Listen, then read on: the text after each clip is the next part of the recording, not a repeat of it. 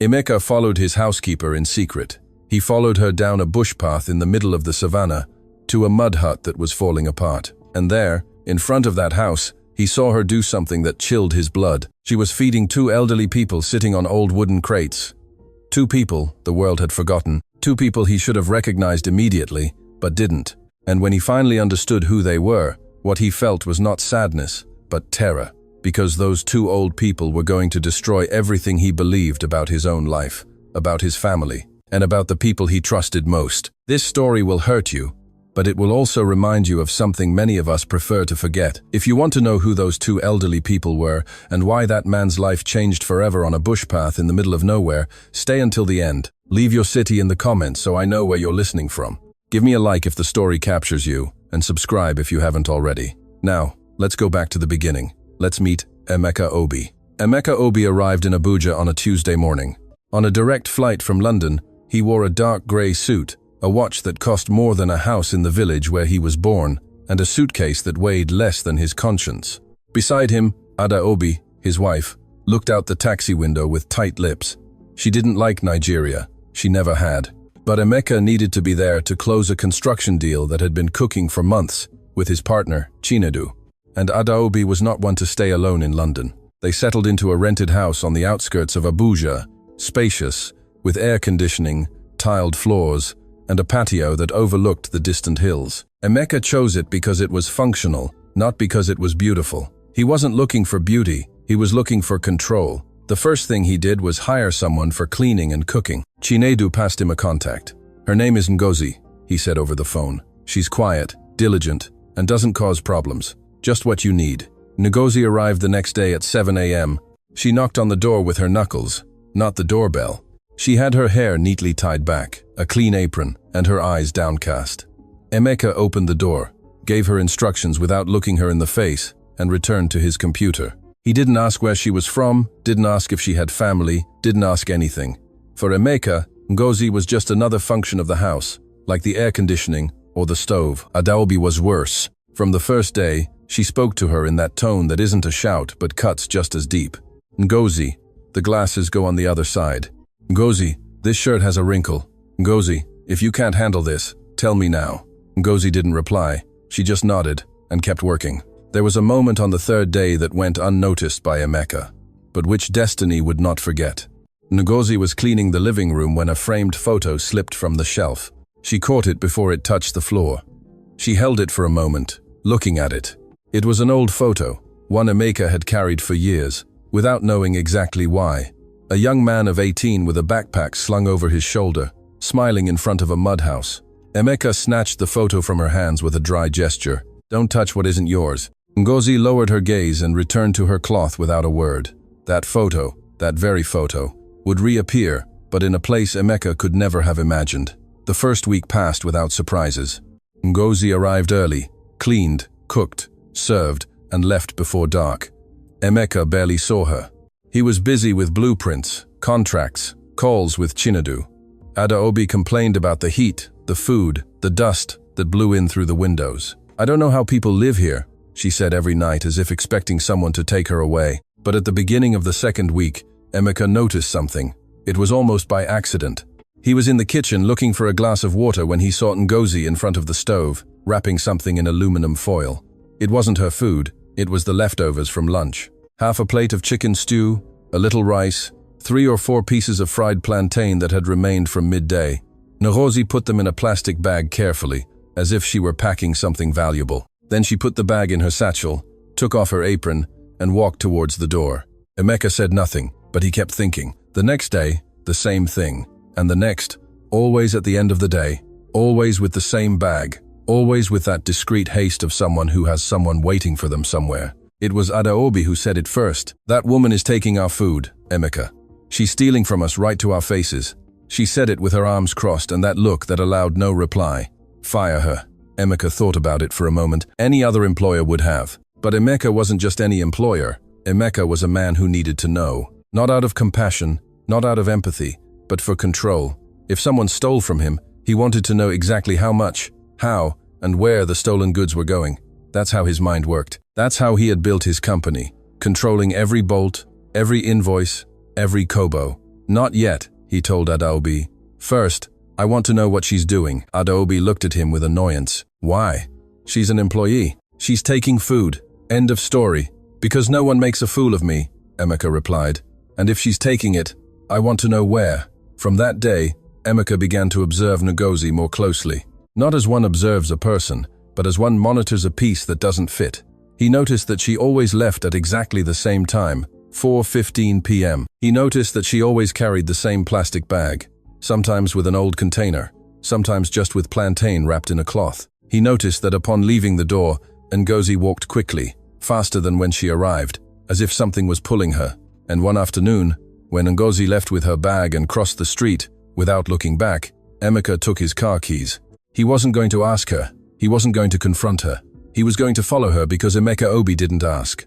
Emeka Obi found out. Emeka followed her at a distance, 2 blocks behind, without speeding, without getting too close. Ngozi walked to the main road and stopped at a bus stop. Emeka parked on the other side of the street, with the engine running, and waited. The bus arrived a few minutes later, one of those old, rickety ones, with the number painted by hand and the windows open because the air conditioning had long stopped working. Ngozi got on without looking back. Emeka waited for the bus to start and followed it. They crossed Abuja from east to west. They passed through neighborhoods Emeka didn't know, through streets that became narrower, dustier, with fewer sidewalks and more stray dogs. The bus dropped people at every corner. Ngozi didn't get off until the bus reached a junction where the paved road ended and a dirt path began, disappearing among the hills. Ngozi got off. Emeka saw her from the car, about 100 meters away. She didn't look back. She started walking. Emeka hesitated, but something pushed him. No, not curiosity. Something deeper, something that didn't have a name yet. He parked the car and got out on foot. The sun hit his face like a slap. Emeka loosened his tie knot and began to walk down the same dirt path as Ngozi. He saw her in the distance, a small figure with her plastic bag, moving without haste, but without pause, like someone who makes that journey every day, like someone who no longer needs to think to get there. After 20 minutes, a small settlement appeared. It wasn't a village, it was a handful of houses scattered across the plain, as if someone had thrown them from above without caring where they landed. Mud walls, rusted tin roofs. There was no shop, no church, nothing to suggest that anyone lived there. But Ngozi kept walking straight, without hesitation, as if that place had always been her destination. Emeka hid behind a crumbling wall. From there, he saw Ngozi approach the last house in the settlement. A mud hut with an open wooden door, a palm leaf roof patched with pieces of cardboard, and a dirt floor that blended with the ground outside. Ngozi stopped in front of the door. She took the plastic bag from her satchel, and then Emeka heard something that made him hold his breath. An old voice, hoarse, broken by the years, a voice coming from inside that house, and then another, softer, more distant, as if speaking from a place that was no longer entirely of this world. Emeka pressed himself against the wall. His heart pounded in his throat. He didn't know why. He didn't know why that place made him feel as if he was about to open a door he shouldn't open, but he didn't leave. He peered in. The first thing he saw were the crates, 2 wooden crates, like those used to transport fruit in markets, placed in front of the house as if they were chairs, and on each crate a person, an old man, very old, with a hunched back and hands resting on his knees. His skin was weathered by the sun, the color of the earth around him, and a faded native shirt that was transparent at the elbows.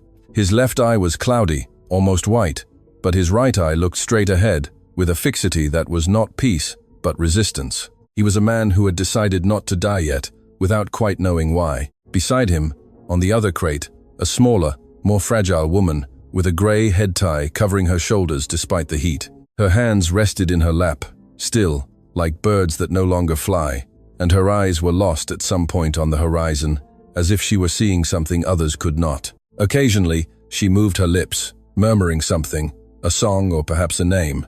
Ngozi stood in front of them, her back to Emeka, unaware that he was there, less than 15 meters away, pressed against that wall with a pounding heart. "I'm here, Papa Obi," Ngozi said in a voice Emeka had never heard from her. Soft, tender, the voice of someone who cares. "How are you, Mama Iyabo?" The old woman raised her eyes and smiled, a slow smile, like that of a child recognizing something familiar, without knowing exactly what. The old man didn't answer, just nodded once, barely, as if it pained him to admit that someone had come. Ngozi opened the bag, took out the container with the stew, the plantain wrapped in the cloth, a piece of sweet bread. Emeka didn't know where it came from. She served the old man first.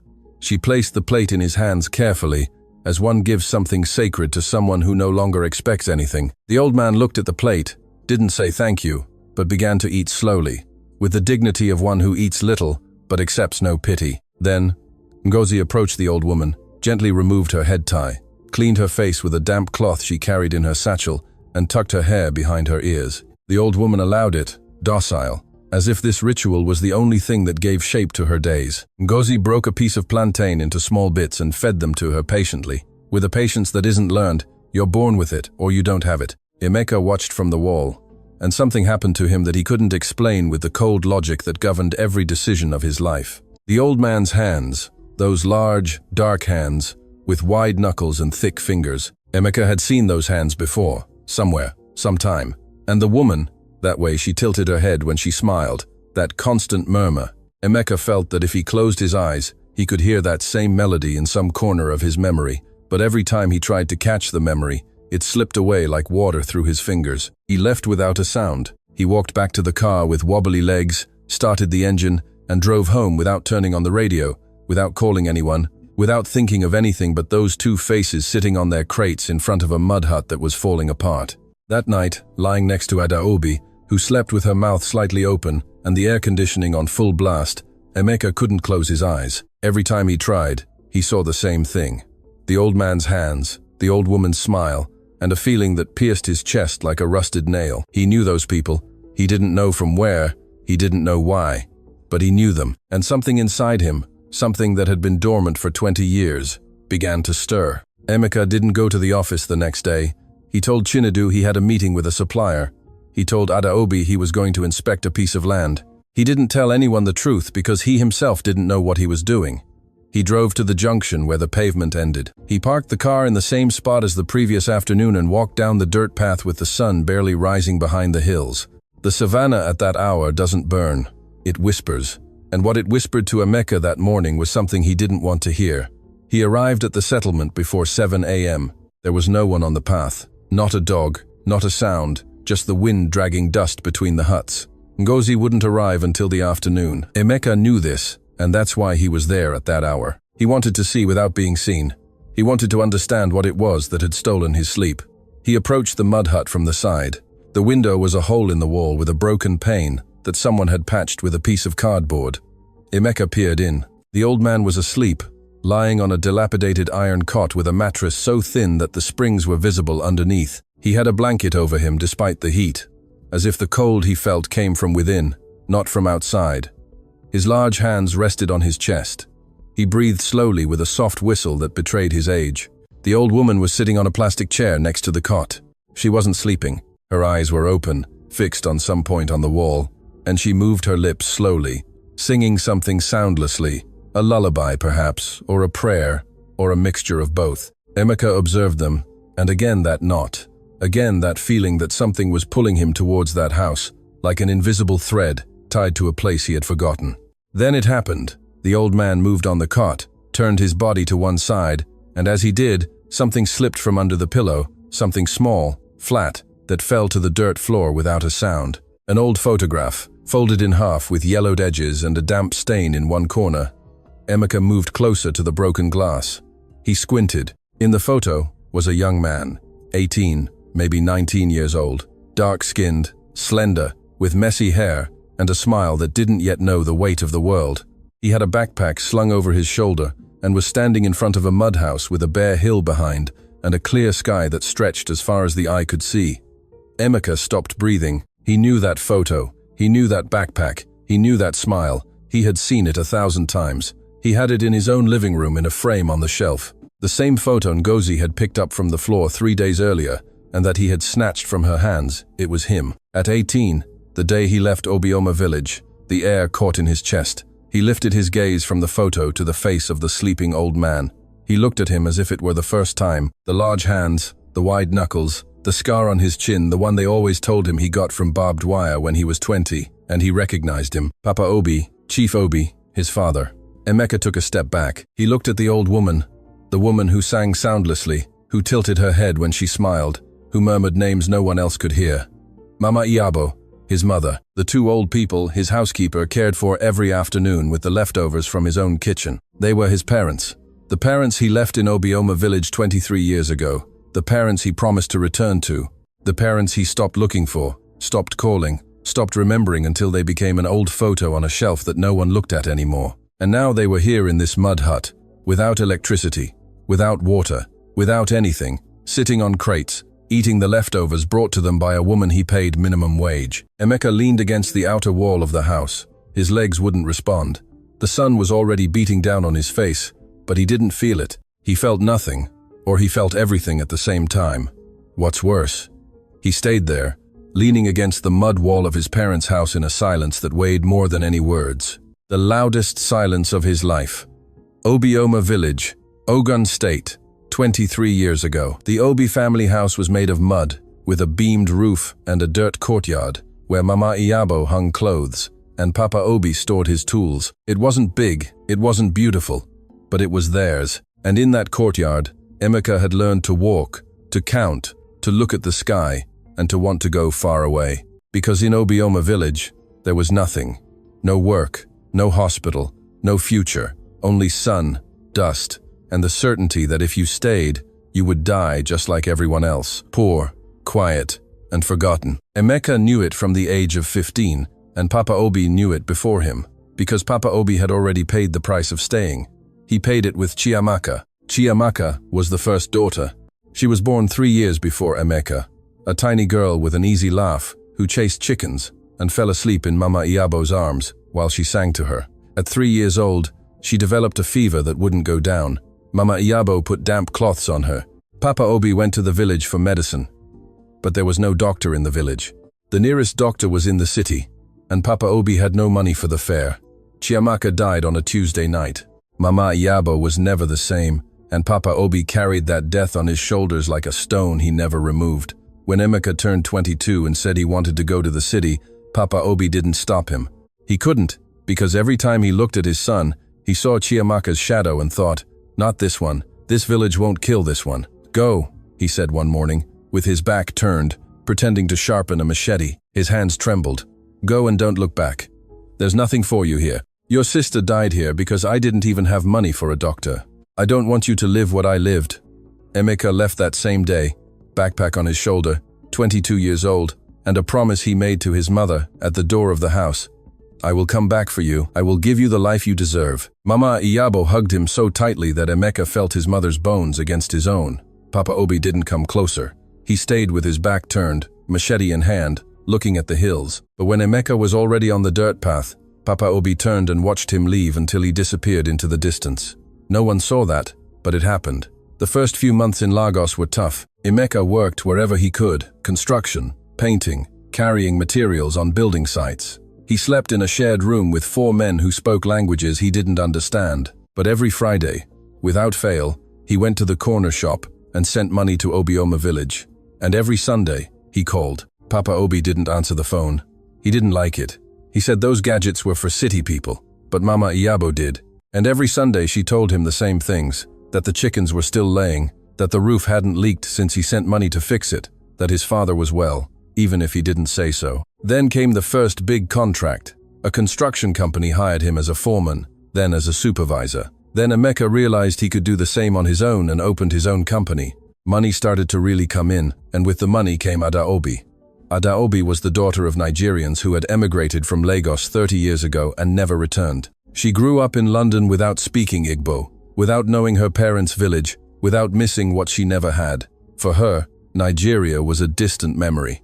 And when Emeka told her about Obioma village, about the mud house, about the dirt courtyard, she looked at him with the same face one looks at an old piece of furniture. With respect, perhaps, but with no intention of keeping it. The calls became less frequent. First every 2 weeks, then once a month, then only at Christmas. And one day, without Emeka being able to say exactly when, he stopped calling. There was no specific moment, no decision. There was a silence that grew like weeds, slowly, without anyone noticing until it covered everything.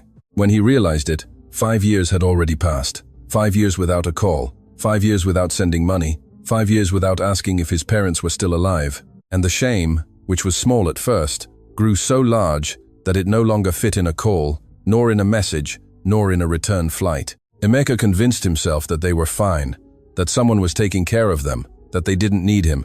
He convinced himself because he needed to be convinced, because the alternative, admitting that he had abandoned them, was a mirror he couldn't look into.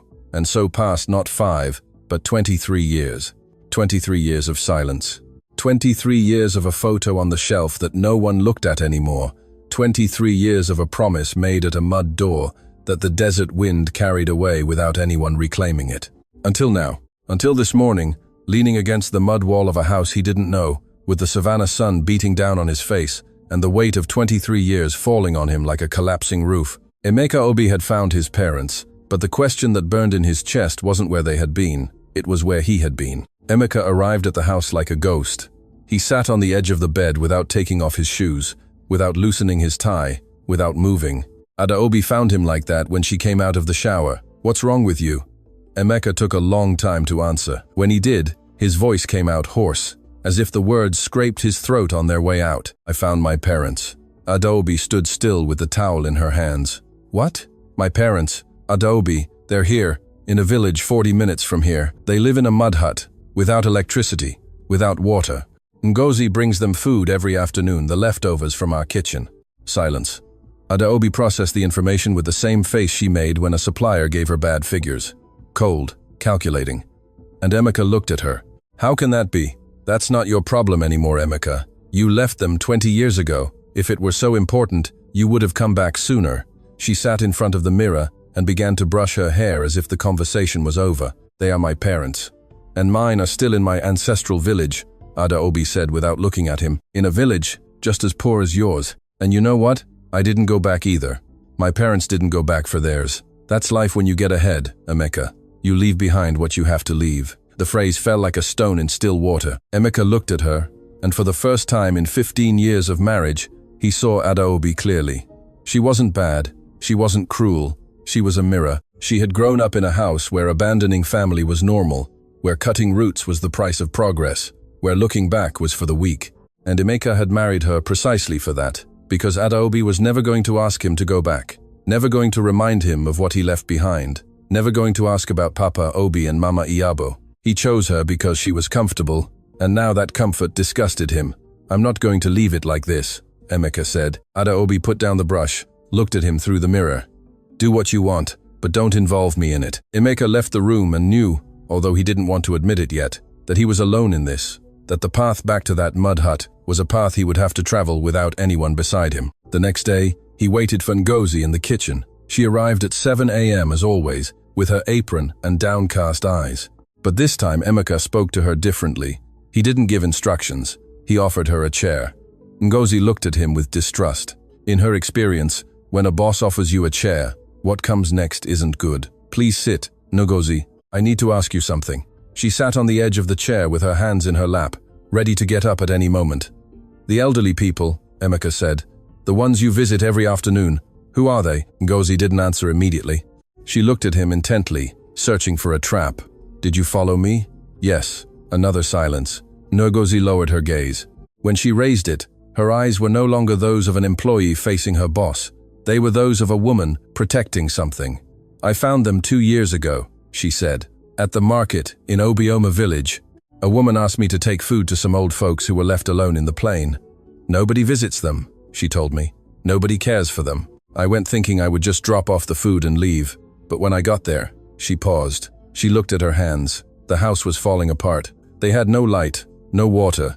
They were eating dry pieces of yam with salt. The old man saw me arrive and told me he didn't need anyone's pity, that I should leave. But the old woman," Ngozi swallowed hard. "The old woman grabbed my hand and wouldn't let go. She looked at me with eyes I knew, the eyes of someone who has been waiting a long time for someone to arrive." Emeka listened with his hands clenched under the table. "From that day, I went every day with whatever I could, sometimes with leftovers, sometimes with beans from my own pot. The old man never thanked me, but he stopped asking me to leave. Sometimes I take Neka with me. In the settlement lives a woman, Mama Bose, a few houses away. She takes care of her while I'm with the old folks." Ngozi paused, and then she said something Emeka didn't expect. "There was a time when I almost stopped going." She said it quietly, as if ashamed. "A few months ago, I didn't have enough money. Neka needed shoes for school, and I was spending on 2 households. I thought, I can't do this anymore. They're not my responsibility. I have a daughter to feed. And that week I didn't go for a day, nor 2. On the 3rd day, I only went to tell them I wouldn't be able to keep coming. Ngozi lifted her face. Her eyes were moist. But when I arrived, Mama Iyabo saw me from the door and said, "Chiamaka, I thought you weren't coming anymore." She grabbed both my hands and started to cry. I don't know who Chiamaka is, but the old woman looked at me as if I was the only thing she had left in the world. She paused for a long time. I couldn't leave. How could I leave? Emeka didn't move. He couldn't. Every word from Ngozi was a hammer blow to a wall he had built for 23 years. The woman he paid minimum wage was doing what he hadn't done, with less money, with less time, with more reasons not to do it. "Do you know anything about the son?" Emeka asked, his voice as steady as he could make it. Ngozi shook her head. The old man doesn't let them talk about him. Once I asked Mama Iyabo if they had family, and she started to say a name, but the old man cut her off. He said, "That man no longer exists," and he didn't bring up the subject again. That man no longer exists. Emeka nodded slowly, stood up, thanked Ngozi, and left the kitchen without telling her who he was, without telling her that the man who no longer existed was standing in front of her in a suit that cost more than everything Ngozi earned in a year, and who hadn't done half of what she did every afternoon with a plastic bag and an old container. He didn't tell her, because saying it aloud was admitting it. And Emeka wasn't ready for that yet, but the wall already had cracks, and once cracks start, they don't stop. Emeka went to the mud hut the next day. This time he didn't hide. This time he walked straight to the door, his chest tight and his hands sweating as if he were 15 years old and about to do something irreversible. The door was open. It was always open in a place where there is nothing to steal. Doors don't close. Inside, Mama Iyabo was sitting on the plastic chair, peeling corn with slow hands. The kernels fell into a chipped enamel plate. She didn't look up when she heard the footsteps. She continued peeling, as if the whole world could come through that door, and she wouldn't notice. Emeka stopped 2 meters from her. He looked at her. He looked at her for real, not as he had looked from the window. Up close, his mother was another person, smaller, more fragile, with white, sparse hair, hands full of dark spots, and eyes that looked without focusing, as if searching for something lost a long time ago. "Mama," Emeka said. The word came out broken. Mama Iyabo looked up, saw him, and smiled. A sweet smile, the smile of someone who sees a kind face but doesn't know who it belongs to. "Is that you, Chiamaka?" she said in a soft, almost childlike voice. "It's good you came, my daughter. Sit down. I'll make you some tea." Emeka felt the floor open beneath him. She didn't recognize him. His own mother was looking him in the face and didn't recognize him. "Mama, it's me. I'm Emeka, your son." Mama Iyabo tilted her head. The smile vanished. In its place was a clear confusion, without pain, like someone searching for a lost word. Emeka repeated his name, trying it out. "No, Emeka left a long time ago. He doesn't come anymore, but Chiamaka does. Chiamaka always comes." She kept looking at him for a moment longer. Then she lowered her eyes to the corn and continued peeling as if nothing had happened, as if Emeka were a visitor who had already left. He stood there, breathless, voiceless, not knowing what to do with his hands, with his body, with the 23 years that weighed on him like a concrete slab. Then he heard footsteps. Papa Obi appeared from the other room. He walked with difficulty, leaning against the wall with one hand. His left eye was cloudy, but his right was alive, lit, with a light that was not joy, but recognition. The old man didn't need 2 seconds. He knew immediately. He stopped in the doorway, straightened up as much as his body allowed, and the voice that came out didn't tremble with weakness. It trembled with rage. "So, you finally come." Emeka opened his mouth. Nothing came out. "After 20 years, Papa Obi took a step forward. After you stopped calling, sending, asking if we were still alive, now you come with your suit and your clean shoes to stand in my house. Papa, here, you have nothing." His voice broke, but he held it. "Here, nothing is yours, neither this house, nor that chair, nor that woman who doesn't even know who you are anymore. You left, Emeka, you left and didn't come back. And now don't come looking for what you threw away." Papa Obi looked at him with red eyes, not from crying, but from something older than tears. Then he turned and disappeared back the way he came. The creak of the cot was heard as he sat down, and then silence. Mama Iyabo continued peeling the corn. She hummed something. She hadn't registered anything that had just happened. Emeka left the house, walked 3 steps, leaned against the mud wall, and slid down to sit on the ground. He didn't cry. Again, he didn't cry, but something worse than tears filled his body. A void so immense it couldn't fit inside him. His mother didn't recognize him. His father recognized him and rejected him, and he was sitting in the dust in a $3,000 suit, stained with dirt in front of a house that was falling apart, and he knew that no amount of money in the world could repair what he had broken. The days that followed were filled with insomnia and unanswered questions. Emeka went to the office, signed papers, answered calls, but his mind was elsewhere. It was in that mud hut, in his mother's empty smile, in his father's retreating back. He needed to understand, not just the pain, he already understood that. He needed to understand how they had gotten there.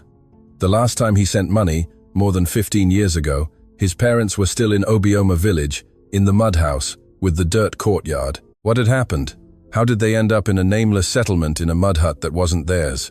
One morning, he went to Obioma village. He drove to the village where he was born, looking for the mud house where he grew up.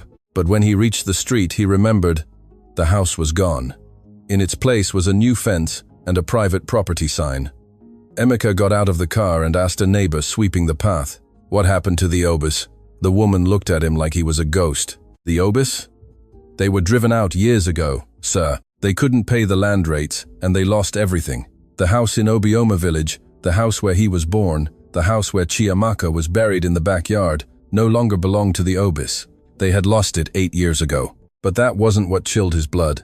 It was realizing who knew. Chinedu, his partner, his childhood friend, the one who never left Obioma village, the one who saw everything from the front row. He saw Papa Obi and Mama Iyabo lose their home. He saw them pushed into that settlement in the middle of nowhere. He saw them shrink, age, disappear from the world, as if they had never existed. And when Emeka returned to Nigeria, when he sought him out to do business, when they sat in an Abuja restaurant to toast with fine brandy to their new partnership, Chinedu smiled at him, gave him a hug, and didn't say a single word. Not one, not half a word. He didn't say, "Hey, Emeka, did you know your parents no longer live in Obioma village?" He didn't say, "Your mother isn't well." He said nothing. He had his phone number. He had had it for 20 years. One call, 5 minutes. "Emeka, your parents are not well." That was all it took, and he chose not to make it. Emeka stared at the empty desk in his office. Outside, Abuja continued to move as if nothing had happened. Inside, something Emeka believed to be solid, his friendship with Chinedu. The blind trust he had in him was crumbling in silence. But the worst wasn't Chinedu's betrayal. The worst was the question that came after, the one Emeka couldn't avoid no matter how much he wanted to. Was Chinedu the culprit, or was he the culprit who also didn't call, who also didn't ask, who also chose silence? Because in the end, they both did the same thing. They both knew and they both kept quiet. Only one did it from afar and the other did it looking them in the eyes. Emeka entered Chinedu's office without knocking. He closed the door behind him. Chinedu was on the phone, laughing at something. When he saw Emeka's face, he hung up. What happened? Emeka didn't sit down. He stood in front of the desk with his hands in his pockets, so Chinedu wouldn't see them trembling. "Did you know my parents were living in a mud hut without electricity?" Chinedu didn't blink, but the second of silence before answering gave him away. "I knew they were struggling," he said slowly. "But it wasn't my business, Emeka. It wasn't your business?" Emeka took his hands out of his pockets. "You live in Obioma village. You saw them lose their house. You saw them go to the plane. You saw them disappear. And it wasn't your business?" Chinedu leaned back in his chair, crossed his arms, and then did what cowards do when cornered. Attack. "And what were you going to do, Emeka? The same thing you did for the last 20 years? Nothing. I had your number. Yes. But you also had theirs. How many times did you call? How many times did you ask how they were?" Emeka clenched his jaw.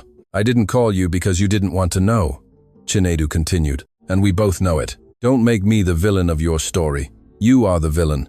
I was just the one who kept quiet, just like you.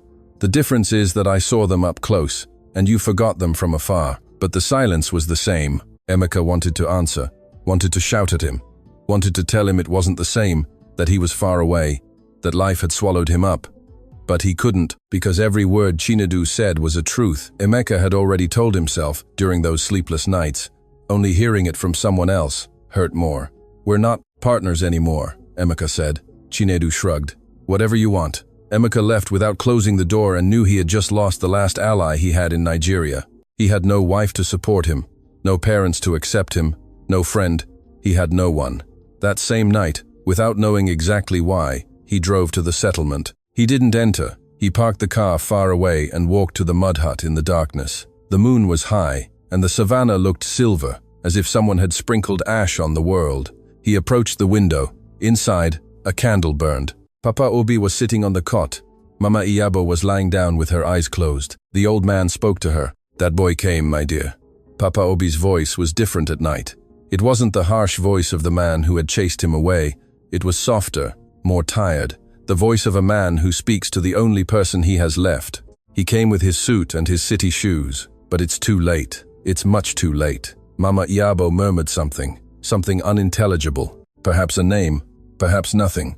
"It's too late," Papa Obi repeated, and kept looking at the candle, as if speaking to the fire. Emeka, on the other side of the wall, closed his eyes. The phrase entered his ears and pierced his chest like a wire. It's too late. His own father, the man who pushed him to leave, the man who told him, "Go and don't look back." Now he said it was too late, that there was no more time, that what was broken was broken.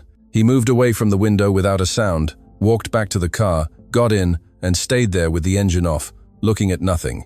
The savannah at night is an honest place. There's nothing to disguise it. No sound to cover the silence.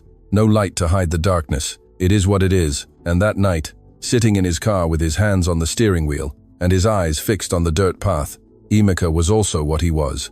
A man who had destroyed the most important part of his life, and didn't know if he could rebuild it. He thought of London, of his office with a view of the city centre, of his contracts, his clients, his bank account. All that was still there. He could go back.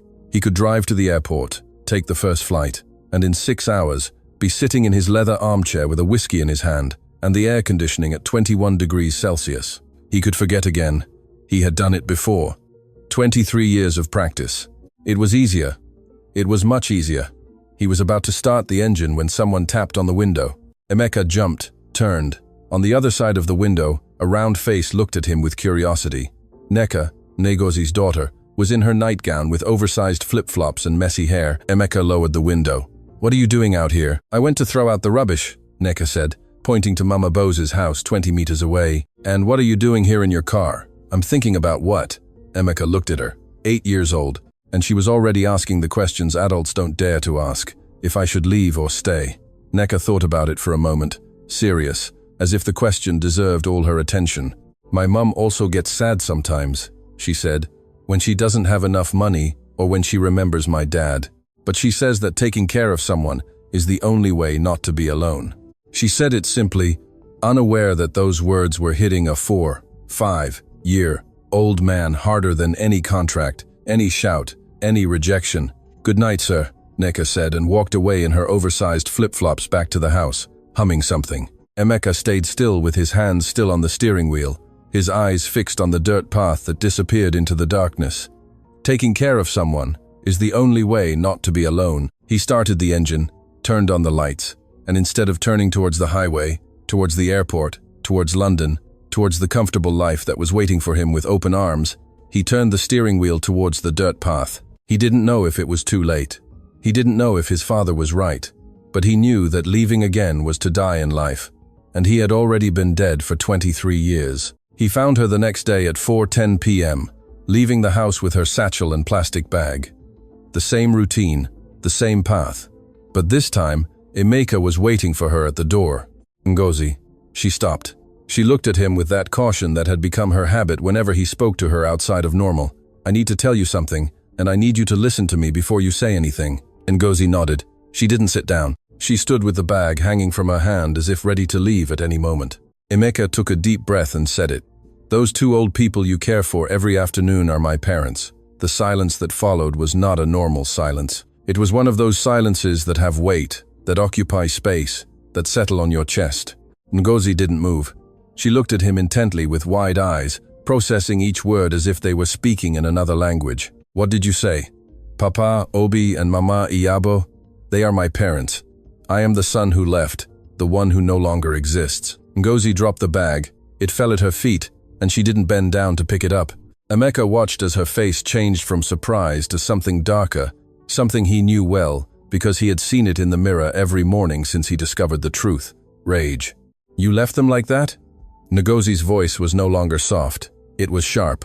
You are the son Papa Obi doesn't even want to hear the name of, the one who left them without money, without a home, without a call in 20 years.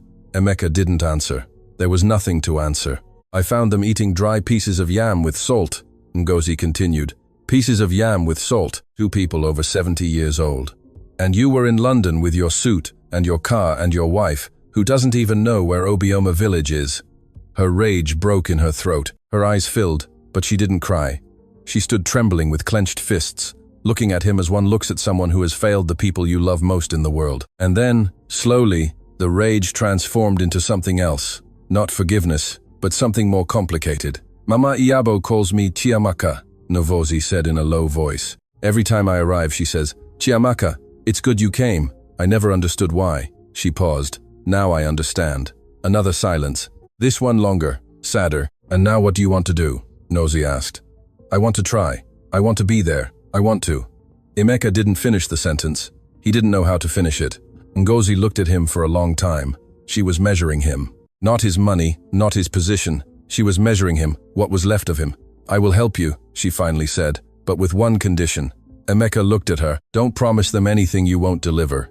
They've had enough of that. If you're going into that house, it's to stay, not to visit, not to feel better about yourself, and then leave again to stay. Do you understand me? Emeka nodded. Because if you fail them again, Ngozi said, picking up the bag from the ground, this time it won't be Mama Iyabo who doesn't recognize you. It will be me who won't open the door for you. She turned and walked towards the path. Emeka watched her walk away and knew he had just made a pact more serious than any contract he had signed in his life. He didn't arrive with flowers. He didn't arrive with speeches. He didn't arrive with money. He arrived with a hammer, a bag of nails, and 3 planks he bought at a roadside hardware store. It was early. Ngozi hadn't arrived yet. Emeka walked to the mud hut, put the things on the ground, and looked at the roof. It had holes everywhere, pieces of cardboard someone had put to cover leaks, rusted tin sheets that moved with the wind. He took off his watch, rolled up his sleeves, and started to work. Papa Obi came out when he heard the hammer blows. He stood in the doorway with his arms crossed, watching his son on a patched-up ladder nailing planks to the roof. He said nothing. No good morning. No, what are you doing here? No, go away. He sat on his crate and watched.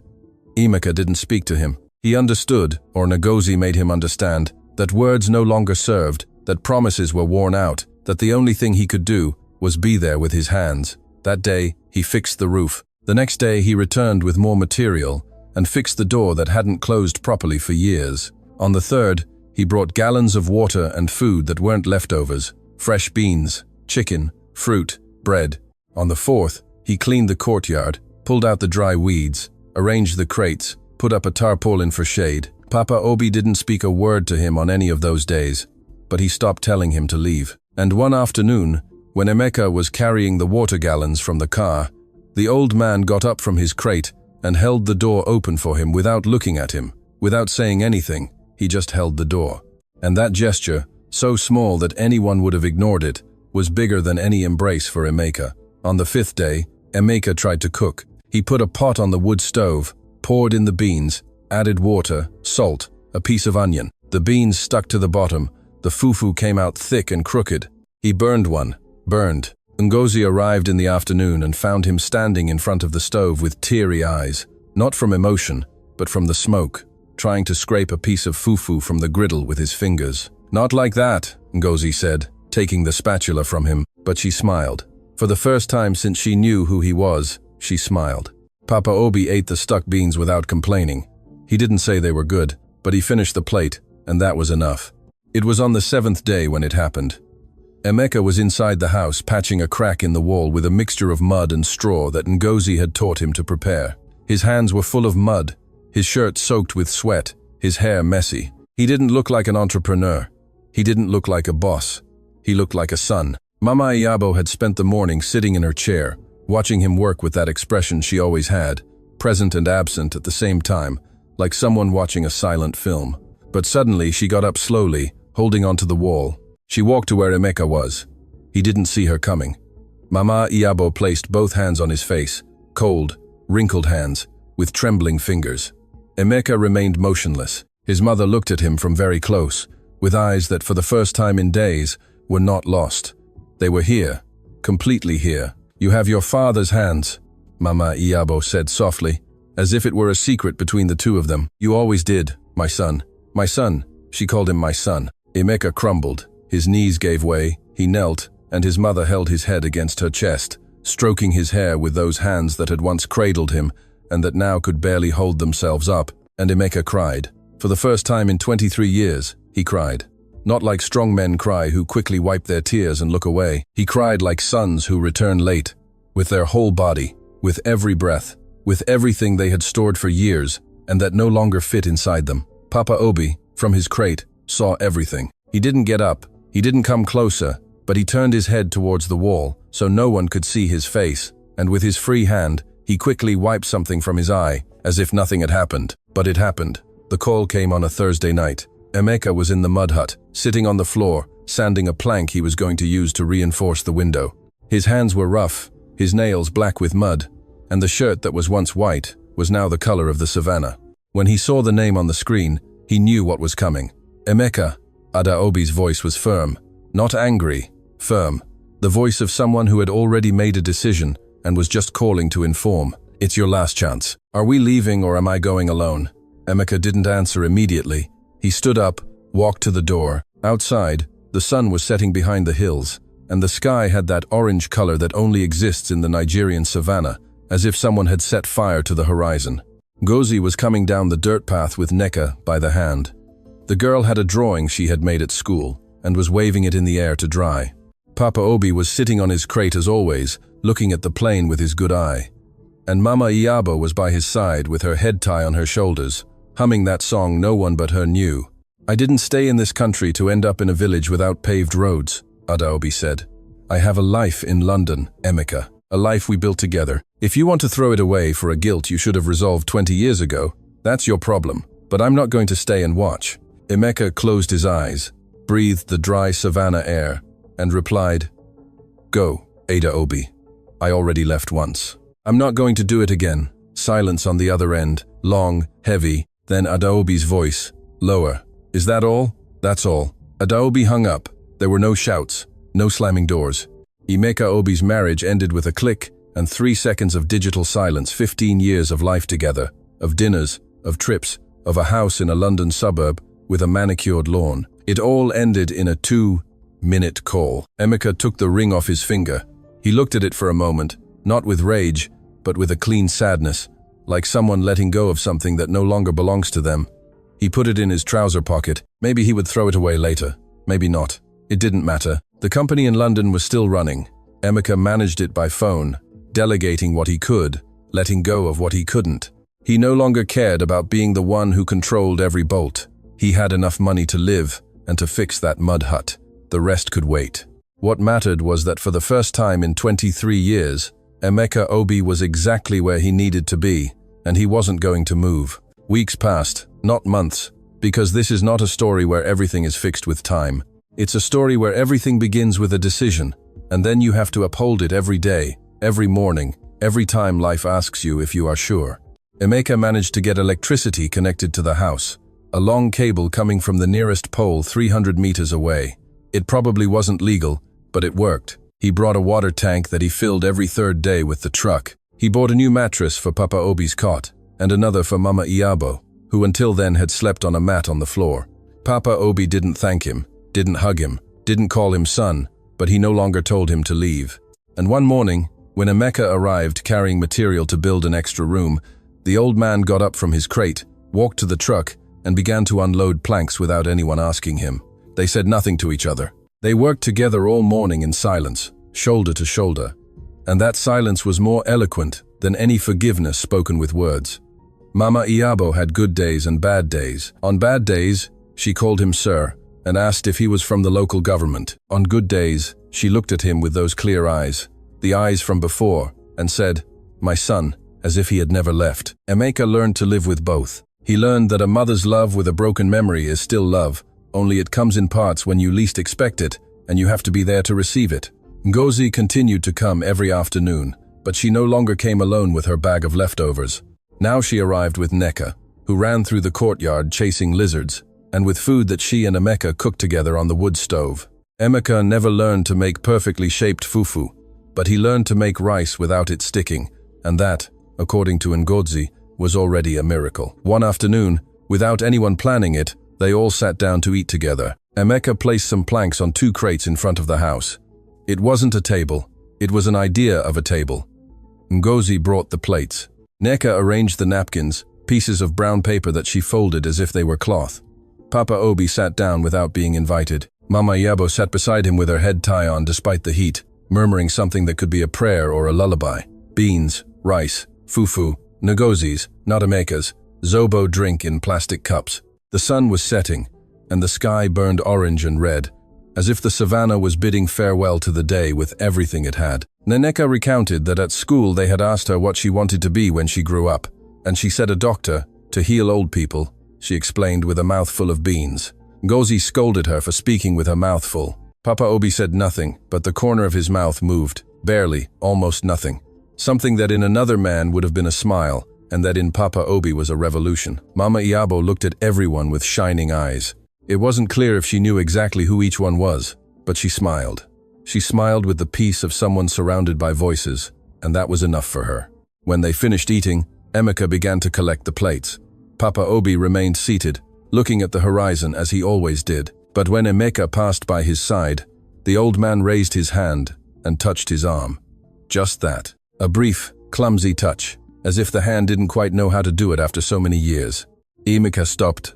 Papa Obi didn't look at him. He kept looking at the horizon, but he didn't release his arm immediately. He held it for 2-3 seconds and then let go and said in the lowest voice Emeka had ever heard him use, "Tomorrow we need to fix the fence." Tomorrow, he said tomorrow. He didn't say, "It's too late," he said tomorrow. And that word in Papa Obi's mouth was worth more than any forgiveness. And Emeka, sitting on a fruit crate with a plate of beans in his hands, looked at that improvised table in the middle of the savannah and understood something that 20 years of business, contracts, and bank accounts had not taught him, that the most important table in your life is not the one with a tablecloth. It's the one with the right people sitting around it. It wasn't a perfect ending. Papa Obi hadn't hugged him. Perhaps he never would. Mama Iyabo didn't always know who he was. Perhaps she would never fully know. But no one at that table was alone. And that, after 23 years of silence, was enough. Sometimes life doesn't give you a complete second chance. It gives you a piece, a fragment, a table of planks in the middle of the dust with beans and Zobo drink, and it's up to you whether you take it or let it go. Emeka took it late, yes. Imperfectly, yes. But he took it. And you, if you had the opportunity to return, would you return or would you leave again? Leave it in the comments because this story doesn't have an easy answer, and perhaps the answer depends on who is listening. If this story touched your heart, give me a like, subscribe to the channel, and share this video with someone who needs to hear it, because sometimes a video reaches the right person at the right time. And remember, no matter how far you've gone, what matters is if you still have the courage to return.